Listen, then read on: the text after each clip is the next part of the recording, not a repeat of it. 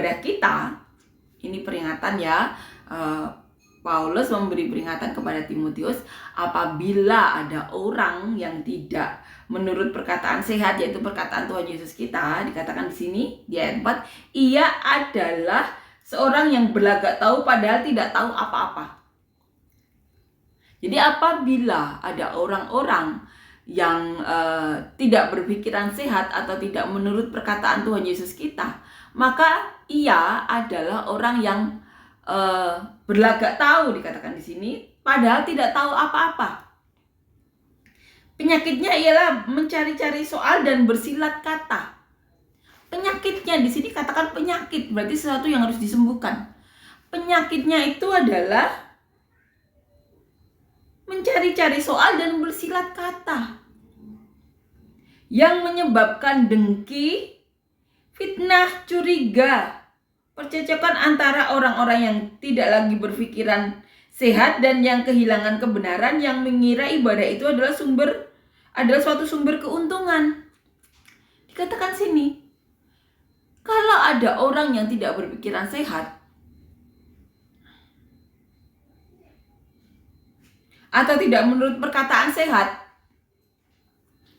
yaitu perkataan Tuhan Yesus kita, maka orang itu adalah orang yang berlagak tahu padahal tidak tahu. Orang-orang seperti itu mempunyai penyakit bersilat kata,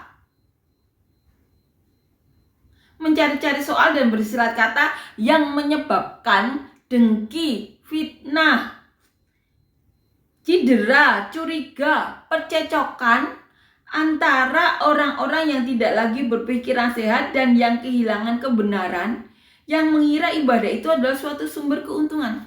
Dan orang-orang seperti ini biasanya mengira ibadah adalah sumber-sumber untuk mencari keuntungan bagi mereka. Dikatakan di sini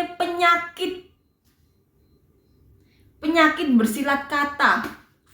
Penyakit bersilat kata itu orang yang tidak mendengarkan kata-kata Tuhan Yesus. Orang yang berlagak tahu tapi tidak tahu apa-apa. Orang yang bersilat kata itu menyebabkan cekcok, cedera, fitnah, curiga. Orang-orang ini mengira ibadah itu sumber keuntungan bagi mereka. Dikatakan di sini di ayat 6, memang ibadah itu kalau disertai rasa cukup memberi keuntungan besar. Jadi ibadah kita kalau disertai rasa cukup itu memberi keuntungan besar bagi kita. Sebab kita tidak membawa sesuatu apa ke dalam dunia dan kita pun tidak dapat membawa apa-apa keluar.